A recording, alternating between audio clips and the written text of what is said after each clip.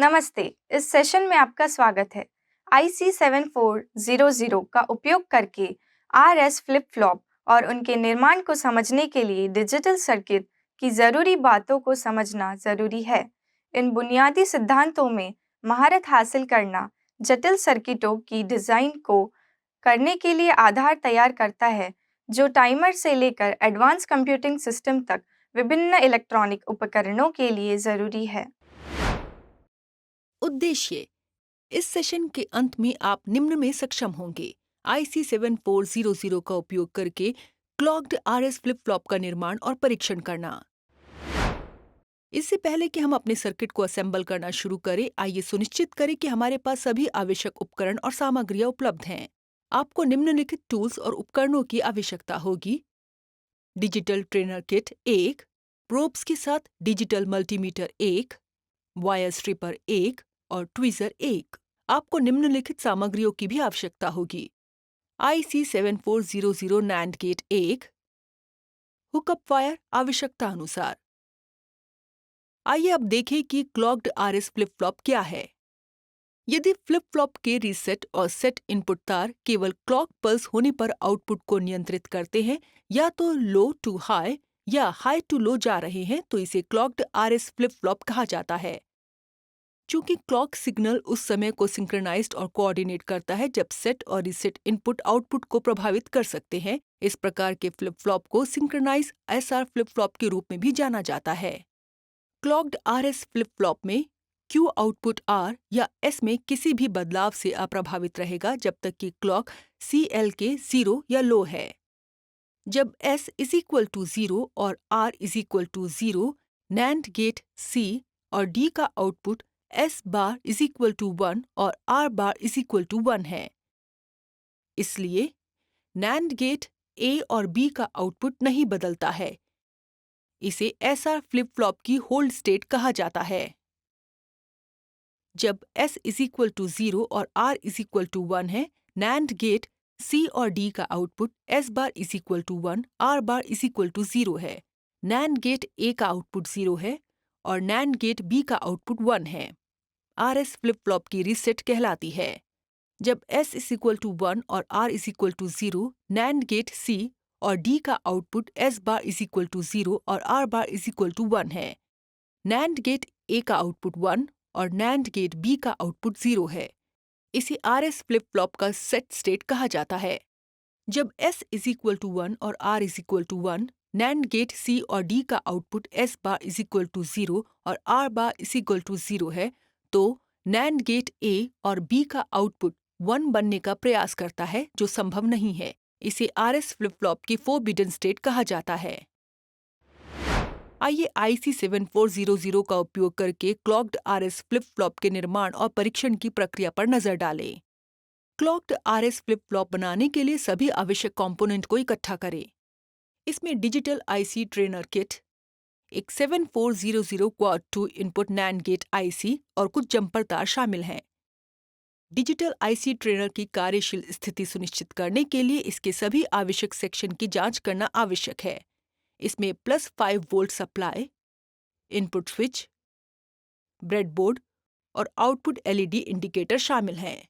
Assembly शुरू करने से पहले प्रत्येक भाग का अच्छी तरह से निरीक्षण करना सुनिश्चित करें और सत्यापित करें कि आपके पास पूरा सेट है। डिजिटल IC ट्रेनर किट में स्थित ब्रेडबोर्ड में दो 7400 IC को सावधानी से डालें और सुनिश्चित करें कि IC7400 के सभी पिन ठीक से संरेखित हैं। ट्रेनर किट की +5 वोल्ट सप्लाई को ब्रेडबोर्ड के पॉजिटिव टर्मिनल से कनेक्ट करें। IC के 14th पिन को पावर सप्लाई से कनेक्ट करें। ट्रेनर किट के ग्राउंड को ब्रेडबोर्ड के नेगेटिव टर्मिनल से कनेक्ट करें।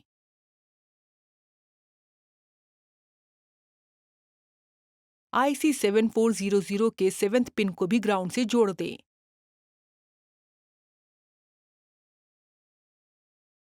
IC7400 का दूसरा और चौथा पिन एक साथ जुड़े हुए हैं।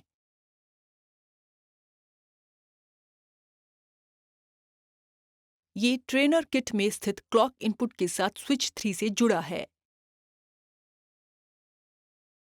IC 7400 के पहले पिन को ट्रेनर किट में स्थित स्विच S1 से कनेक्ट करें और इसे S इनपुट के रूप में चिन्हित किया गया है।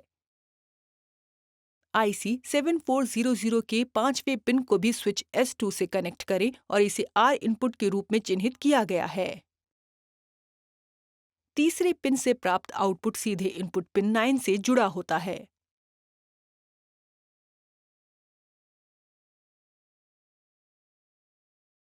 IC 7400 के आउटपुट पिन 6 से प्राप्त आउटपुट सीधे इनपुट पिन 13 से जुड़ा होता है।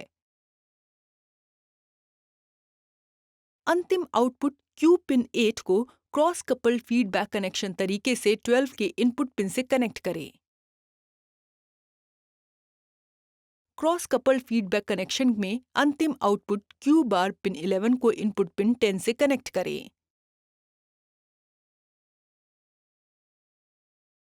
पिन नंबर 8 और 11 से जुड़े आउटपुट LED इंडिकेटर से संबंधित आउटपुट प्राप्त करें।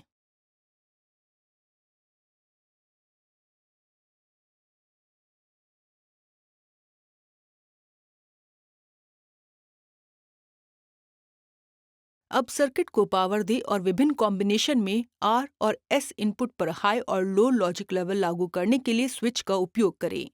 आउटपुट LED पर संबंधित लैच स्थिति परिवर्तनों का निरीक्षण करें। जब भी क्लॉक सिग्नल लो होता है तो इनपुट S और R कभी भी आउटपुट को प्रभावित नहीं करेंगे। इनपुट सक्रिय होने के लिए क्लॉक हाई होनी चाहिए। जब क्लॉक सिग्नल हाई होता है तो S = 0 और R = 0, आउटपुट Q और Q बार अपनी पिछली स्थिति में रहते हैं। जब क्लॉक सिग्नल हाई होता है तो S = 0 और R = 1, आउटपुट Q 0 हो जाता है और Q बार 1 होता है। फ्लिप फ्लॉप की ऐसी स्थिति को रीसेट स्थिति कहा जाता है। जब क्लॉक सिग्नल हाई होता है तो S = 1 और R = आउटपुट Q 1 हो जाता है और Q बार 0 होता है। फ्लिप फ्लॉप की ऐसी स्थिति को सेट स्थिति कहा जाता है। जब क्लॉक सिग्नल हाई होता है तो S = 1 और R = 1, आउटपुट Q 1 हो जाता है यानी इनवैलिड स्टेट होती है। इस प्रकार हम सेशन के अंत में आ चुके हैं। इस सेशन में हमने सीखा IC 7400 का उपयोग करके क्लॉक्ड RS फ्लिप फ्लॉप का निर्माण और परीक्षण करना।